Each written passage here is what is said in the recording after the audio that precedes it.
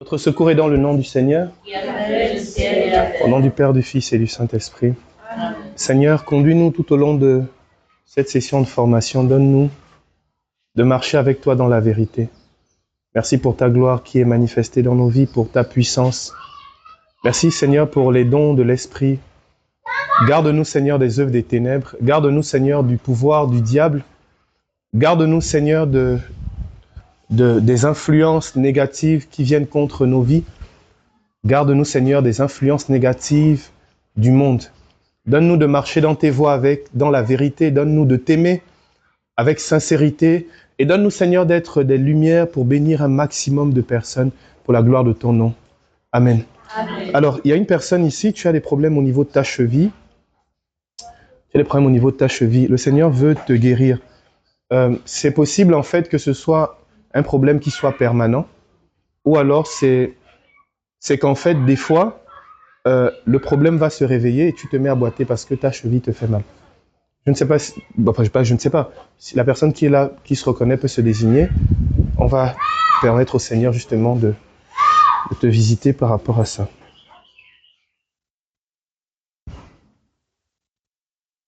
Il y a des personnes qui manquent. D'accord. Je redonnerai la parole quand ils seront là.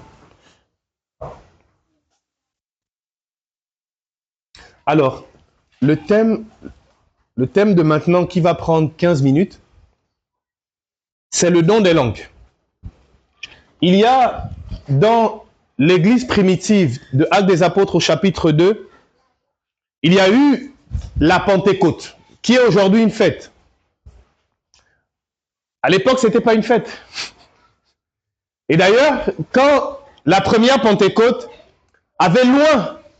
était loin d'être festive, au sens où, lorsque les apôtres ont été remplis du Saint-Esprit, ils étaient apeurés.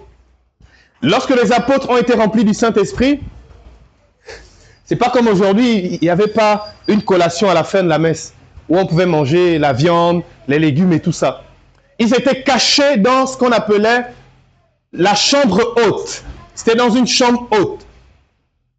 Lorsque les apôtres ont été remplis du Saint-Esprit, ils étaient sous menace du Sanhédrin, ils étaient sous menace de la société juive parce qu'ils étaient disciples de Jésus. Et donc, bien aimés, il est écrit qu'ils demeuraient en prière.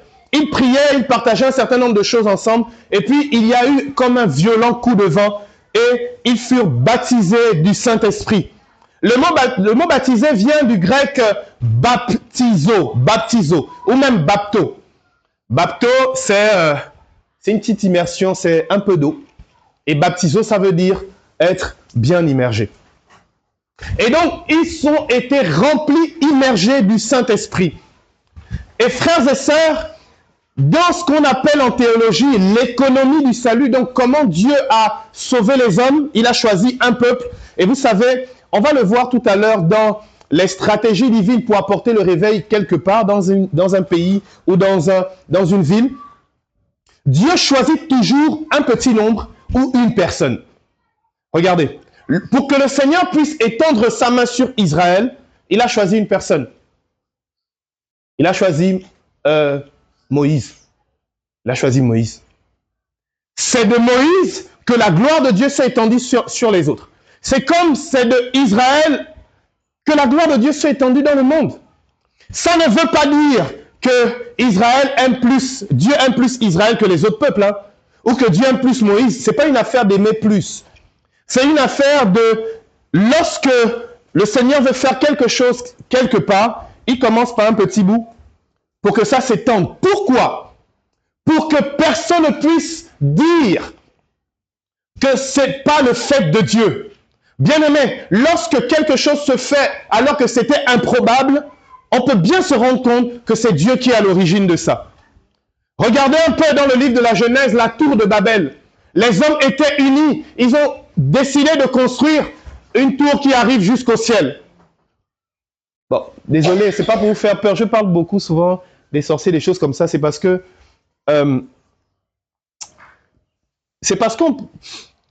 en fréquentant certaines personnes, voilà.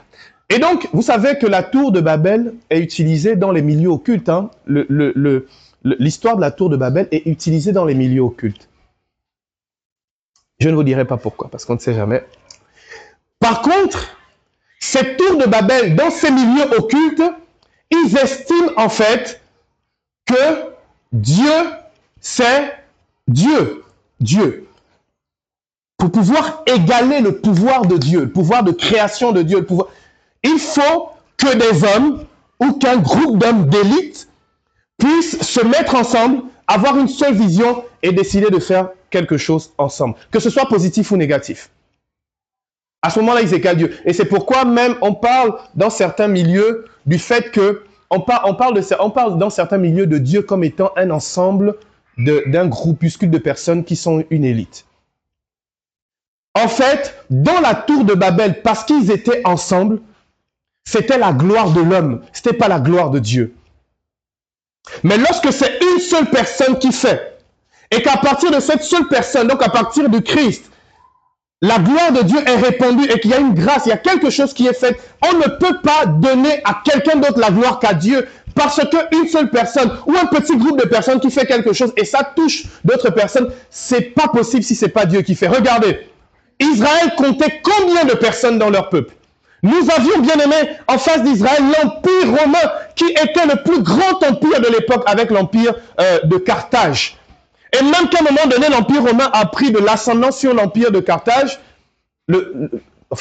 sur l'Empire de Carthage, et est devenu l'empire le plus puissant du monde connu. Mais regardez, tout Rome a été converti à partir d'un groupuscule de personnes.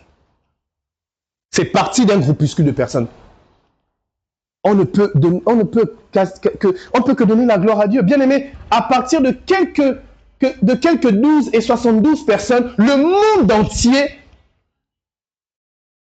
en grande partie, parce qu'aujourd'hui les chrétiens c'est 4 milliards de personnes, 4 ou 3 milliards de personnes, le monde contient 6 milliards de personnes, c'est plus de la moitié des gens. Vous vous rendez compte qu'à partir de 12 personnes, le monde entier, l'histoire a été choquée. Le monde entier aujourd'hui, il y a des églises partout, a été machin. Pour ceux qui ne le savent pas, en comparaison même de la religion musulmane, de la religion de l'islam, le christianisme a 2 fois, voire 3 fois plus de personnes. C'est que donc, lorsque le Seigneur veut faire quelque chose, il commence par un groupuscule de personnes. Et donc, ce groupuscule de personnes, ils ont été baptisés du Saint-Esprit. Le Seigneur est passé par Israël. Il y a eu les prophètes, nous avons eu les grands prophètes comme les petits prophètes, les grands prophètes comme Isaïe, comme Ézéchiel, les petits prophètes comme Amos, comme Osée. Nous sommes arrivés à l'époque de Jésus, Jésus meurt sur la croix, et là, lorsque le Seigneur donne le germe de l'Esprit Saint qui va embraser le monde, le premier don qu'il fait aux hommes bien-aimés, c'est le don des langues. Frère, lorsque le Saint-Esprit est venu sur les hommes, le premier don qui a été fait, ce n'est pas le don de guérison. Le premier don qui a été fait, ce n'est pas la grâce pour devenir millionnaire ou milliardaire. Le premier don qui a été fait, ce n'est pas la grâce de prophétiser. C'est d'abord le don des langues. La Bible dit, ils se mirent à parler en langue. Et d'après l'enseignement de l'Église, le don des langues ici, c'est un don de langue unique, d'après ce que dit saint Augustin, parce que, justement, c'est un don des langues qui va se produire une seule fois dans l'histoire chrétienne. C'est un prodige. C'est que on va les entendre, on va entendre tout le monde, on va les entendre, toutes les personnes qui seront là vont les entendre, chacun dans leur propre idiome, donc dans leur langage du village, je vais dire ça comme ça. Et donc, vous vous rendez compte qu'après 3000 ans d'économie du salut, le premier don que Dieu fait aux hommes, c'est le don des langues. Il y a des personnes qui pensent, et certains exégètes à tort, les exégètes, ce sont les spécialistes de la Bible, les spécialistes de... Voilà. Certains exégètes ont dit qu'en fait, le don des langues, c'est quoi? C'est parler... ce qui s'est passé dans Actes des Apôtres chapitre 2, c'était des personnes qui ont parlé en fan, d'autres ont parlé en débit, d'autres ont parlé en English British, d'autres ont parlé en English American. D'autres, en fait, ils se sont passés ils ont parlé chacun plusieurs langues et puis on les entendait. Non, l'Église est formelle là-dessus. Ils priaient en langue et c'est pas ce que disent les Écritures et chacun les entendait. C'était miraculeux, c'était prodigieux. Le don des langues. Bien-aimés, il y a, je vous donne les références bibliques pour que nous puissions savoir exactement de quoi il s'agit. Il y a dans l'exercice du don des langues trois types, trois manières dont ça a été manifesté. La première manière, je vais le dire, c'est la xénoglossie. Le mot xénoglossie, c'est xéno qui signifie étrangère et glossa qui signifie langue. En fait, la xénoglossie, c'est quoi? C'est, j'ai une de mes mamans, un jour, je ne dirai pas son nom, elle a eu une évangélisation du côté du Brésil. Elle arrive au Brésil, elle ne parle pas brésilien. Je ne sais pas, le brésilien, c'est une langue, ou bien c'est quoi? C'est l'espagnol qu'on parle là. On parle portugais au Brésil, ok. Elle arrive au Brésil, elle ne parle pas portugais, elle ne sait pas écrire portugais, elle ne connaît pas portugais, elle ne sait même pas comment on dit bonjour. Elle arrive, donc, elle monte sur l'estrade, on la sort, tout. Et donc, le traducteur arrive. Celui qui fait le translate. Il arrive, il prend le micro. Et là, elle commence à parler en portugais. Ils ont eu 3 jours de prière. Elle parlait, elle écrivait, elle comprenait portugais pendant 3 jours. Quand elle est montée dans l'avion, tout est parti. C'est un exemple de xénoglossie. Ça s'est passé, c'est là, c'est une de mes mamans. C'est une personne qui m'accompagne même spirituellement. Ceux qui me connaissent très intimement la connaissent. Voilà. C'est de la xénoglossie. Je me rappelle une fois, je ne sais pas si je t'ai raconté ça, Pierre. J'étais à Saint-Louis avec l'abbé Édouard. Et puis, il y a un Espagnol qui est venu. Et puis, il ne parlait pas français. Moi, je ne parle pas espagnol. Et puis, on discutait un peu avec l'abbé Édouard, on parlait. Et puis, il cherchait un endroit. Je lui ai dit, bon, je ne comprends pas, je ne connais pas. Et on a commencé à cheminer en chambre. Donc, on a laissé monsieur l'abbé, on a quitté Saint-Louis. On a marché un peu jusqu'à Casino à l'époque. C'est devenu plus. Super U. C'est devenu super. Et donc, pendant qu'on marchait, je voulais lui parler de Dieu, mais je ne savais pas comment faire. Et puis, j'ai commencé à parler en espagnol. J'étais choqué moi-même. En fait, moi, j'essayais de parler, je parlais en français, mais ça sortait en espagnol et on discutait finalement. Je lui disais que Dieu est amour et tout ça, machin, et puis il me parlait de son expérience de vie. Je voulais parler de l'amour de Dieu. Et à chaque fois que je voulais parler d'autre chose, parce que, vous savez, il y a des choses, moi, quand ça arrive, moi, je suis curieux. Quand ça arrive, j'essaye autre chose. Donc, j'essaie de parler des voitures, mais j'arrivais pas. Tant que je parlais du Christ, j'y arrivais. Quand je sortais de ça, de ce cadre-là, j'arrivais pas. Et donc, j'ai compris qu'en fait, c'est un don du Saint-Esprit. La xénoglossie, c'est quoi? C'est parler en langue. Et puis, ce que l'on dit, en fait, est perçu comme un langage qui est connu. Et Dieu le permet pour rendre plus facile l'évangélisation. Et surtout, Dieu le permet pour bien faire comprendre aux hommes que finalement, il est le Dieu de tout homme. Amen. Il n'est pas le Dieu seulement des Fans ou des Mienais. Il n'est pas le Dieu seulement des Chinois. Il est le Dieu de tout homme. Amen. La xénoglossie.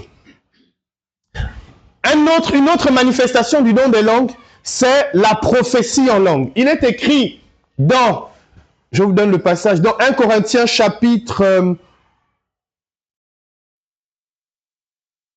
alors, il est écrit dans 1 Corinthiens chapitre 14, non, 1 Corinthiens chapitre... non. 1 Corinthiens chapitre 14, verset 27, que celui qui... que deux ou trois parlent en langue et que les autres interprètent.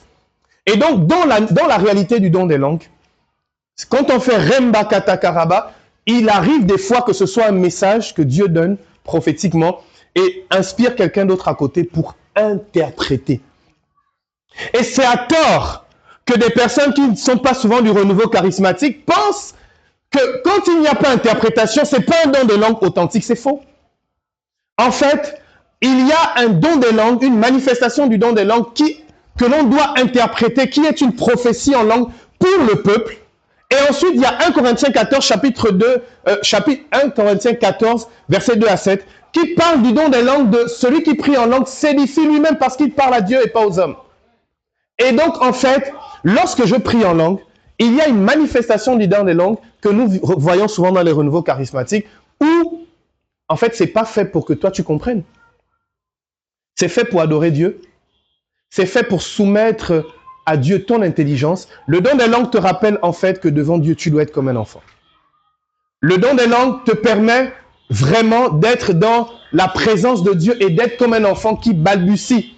Un peu comme quand on a 0 ans.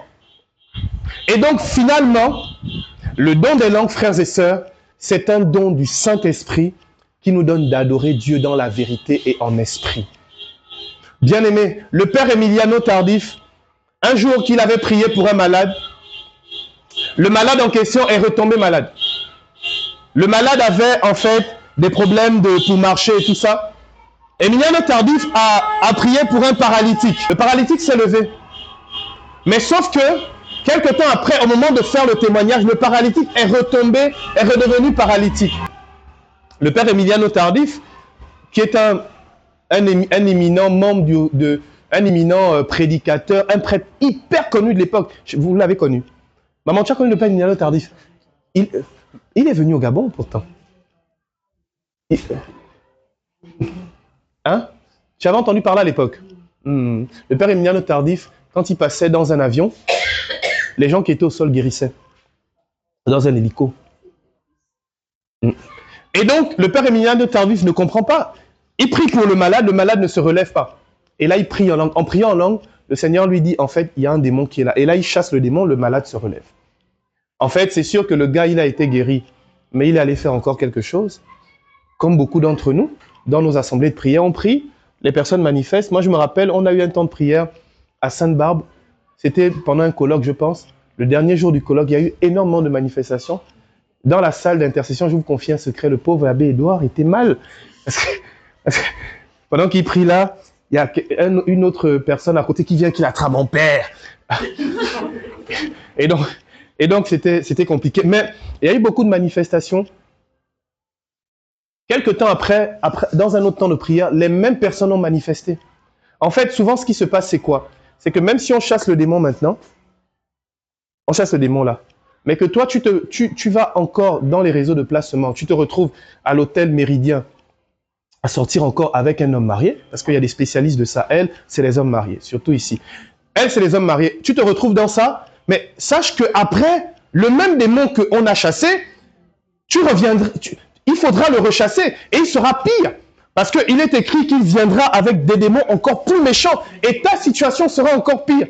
Eh bien aimé, moi c'est pourquoi avant de chasser un démon, je te demande d'abord, est-ce que tu veux changer de vie? Si tu es sûr que tu ne vas pas laisser l'homme marié, je ne chasse pas le démon. Je te dis, va trouver quelqu'un d'autre. En tout cas, tu te débrouilles. Parce que ça ne servira à rien. Ça ne servira à rien. Tu me demandes, on va faire un temps de prière, je t'emmène chez un prêtre, ou voilà, on va chasser le démon, mais tu ne veux pas laisser... tu ne veux pas laisser la voiture que tu as eue parce que, en passant par des... C'est comme ça, non? Normalement, quand tu te convertis, tu fais réparation. Donc, même si jamais tu as reçu une maison au prix du sang, tu dois abandonner la maison. Vous saviez ça? C'est là où c'est dur. Tu t'imagines un peu? Moi, j'ai une amie comme ça. J'ai une amie comme ça. C'était la femme d'un grand monsieur dans la société. Il fallait qu'elle choisisse le Christ ou le monsieur. Quand elle a choisi le monsieur, elle a dû tout abandonner. Bien aimée, elle roulait en Range Rover. Une Range Rover Sport. Grise. Oui, je me souviens. Attends, mais quand elle venait me chercher au travail, vraiment, j'étais... Elle a recommencé à prendre le bus. Vous voyez, à la gare routière, pour ceux qui connaissent, vous voyez, oui, elle prenait le bus. Sa famille, c'est... Vous imaginez même pas, sa mère la maudite. Pratiquement. C'était très... Il y a des moments où elle pleurait parce que, des fois, vous savez, quand il fait très chaud, il y a le soleil, que tu marches. Là, tu prends conscience de ta vie.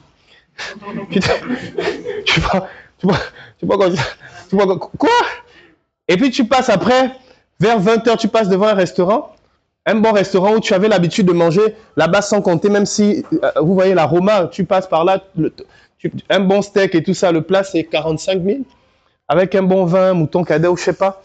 Et là maintenant, pour aller dans un restaurant, tu dois économiser pendant 3 mois. Et même là, tu vas dans un restaurant plus ou moins bien, ça a été très très dur. Et Dieu l'a relevé de façon extraordinaire. Aujourd'hui, elle est mère de 3 enfants, 3 merveilleux enfants. Elle est mariée, elle a un mariage heureux, chrétien. Et elle sert Dieu dans un groupe de prière. Elle a un bon travail. Amen. Amen. Ça mérite quand même une acclamation pour le Seigneur. Et donc, le don des langues te rappelle que devant Dieu, tu dois être comme un enfant. Et tu dois accepter de marcher avec Dieu, quand bien même des fois, tu ne le comprends pas. Des fois, tu fréquentes quelqu'un, le Seigneur va te dire, coupe-toi de cette personne. Tu ne comprends pas pourquoi la personne est bien. Bien aimé, fais-le. Parce que tu ne sais pas tout. Tu ne sais pas comment cette personne sera nuisible pour toi demain. Tu ne sais pas les blessures et l'état du cœur de la personne. Paix et joie du Christ. Amen. Au nom du Père, du Fils et du Saint-Esprit.